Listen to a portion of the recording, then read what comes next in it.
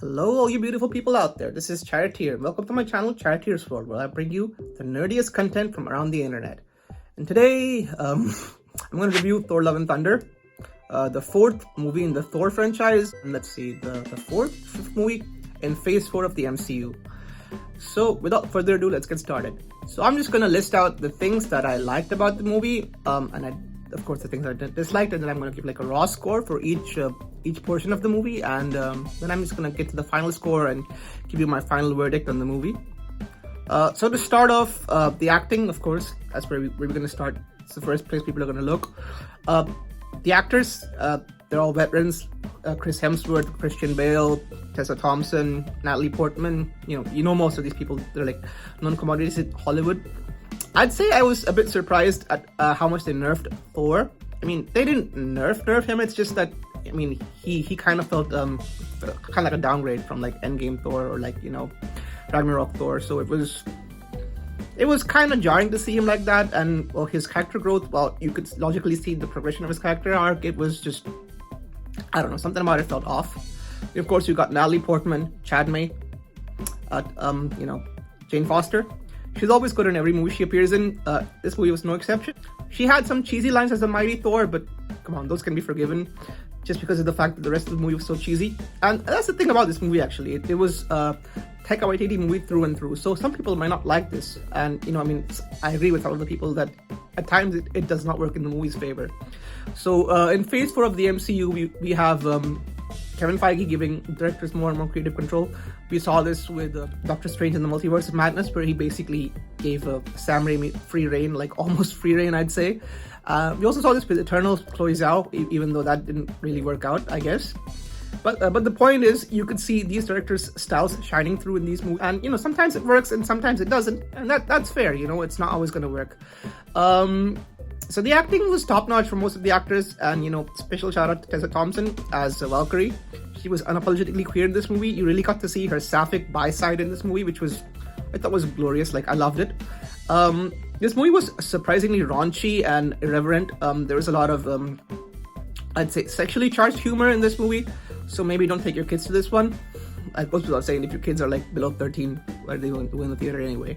But this movie was it was definitely something else. But I mean, it was bound to be something else because you got like Russell Crowe as Zeus doing his best Greek accent, which is, by the way, the way he acted in the movie, he really plays a villain that you can hate. Like Zeus, you love to hate him. Like, yeah, it's shout out, like, kudos to Russell Crowe for that portrayal of Zeus. Besides that, the direction, Taika Waititi, he dialed this up to like 11. He took like what worked with Thor Ragnarok and just dialed it up. The silliness, the comedy, and I get it, what people are saying. Not everything needs to be funny, not everything needs to be comic, and I kind of agree with them. But I also agree that some places it did work for the movie. In the star cast, there were some, smaller actors, and then there were some newer actors, and, some actors who don't appear as often in movies. So you had, like, Sean Gunn as Kraglin from The Guardians. He had a very less screen time, but, like, he was really charming and endearing in the movie. You had Chris Hemsworth's own daughter, India Rose Hemsworth, as Love, the daughter of Thor the God Butcher. She was really good in the movie. She was, it's... You should see the movie just because of that adorable little child. Christian Bale as Gore the God Butcher, chilling, absolutely chilling. He channels both Joaquin Phoenix's Joker as well as Heath Ledger's Joker, and you can really see it in the way he acts. He also does a bit of the end of Deathly Hallows Part 2, Ralph Fiennes Voldemort. So that was surprising to see, but surprisingly good villain.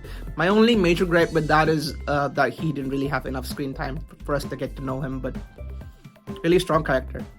The pacing was okay. It was not good. It was not bad. I'd say it was not as horrible as Black Widow or Eternals, so definitely 7 out of 10 on the pacing for me. The music, the soundtrack. So Michael Giacchino's score seamlessly blended with the licensed songs, about 40% of which were from Guns N' Roses. And let me tell you, there were a lot of Guns N' Roses references and Easter eggs in the movie, which is something you'll see for yourself when you see the movie. I don't want to spoil anything. So that was good to see. So the soundtrack is a solid 10 out of 10 for me. As for what it sets up for the future of the MCU or for the future of the Thor franchise, you know, the world building and stuff, overall, like where it goes with the movie after we go after the movie, I don't really know. I don't really want to comment on that, but like that's a 4 out of 10 for me on that front. So my average score overall for like all the parameters, which I initially posted to my social media, which is well, my private social media, not my public one, was an 8.4 average for all the parameters. But like after listening to some of the criticisms for the movie and, you know, after analyzing, going back, you know, and you know, looking at some of the stuff, there's some stuff that I like, some stuff that I don't like, even more than I did in my initial viewing. So I'd say I bumped down my initial score from an 8.4 out of 10 to a 7.32, which is still fine. It's not the lowest an MCU movie has been, according to me. And yeah, definitely, it's a movie you should go see for yourself. If you like Taika Waititi style, you're gonna love this movie. If you don't, well, you're gonna hate it anyway. And if you don't like Marvel, you're not gonna like the movie anyway. That's a given. But yeah, go check it out for yourself. It's a good weekend watch, definitely. And I mean, probably not like a movie that you watch like more than once, maybe like a one-time watch, but it's still entertaining nonetheless. And that was my verdict on Thor: Love and Thunder. And now allow me 30 seconds to thank the beautiful people over at Stackery. You see that poster over there?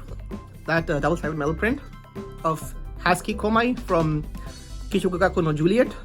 Well, it's a customized metal print, a double-sided metal print. There's another side to that as well, where she's wearing a gym outfit. And it's an 8 inches by 8 inches print from Slide Tiles. Now, Slide Tiles, I don't believe this ships to the Netherlands. If they do, well, I don't want to pay for international shipping, but it's doubtful if they ship to the Netherlands. Anyway, Stackery is a service, it's a proxy service. You must have heard of these.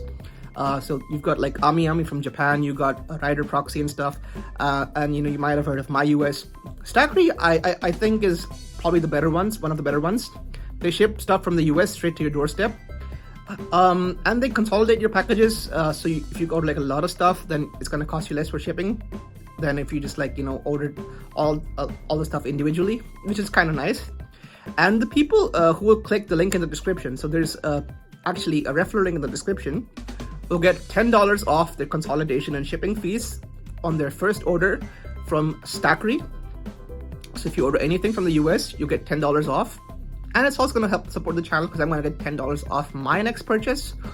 So until next time, this is ChaR1ot here. Welcome to ChaR1ot's world. Stay tuned.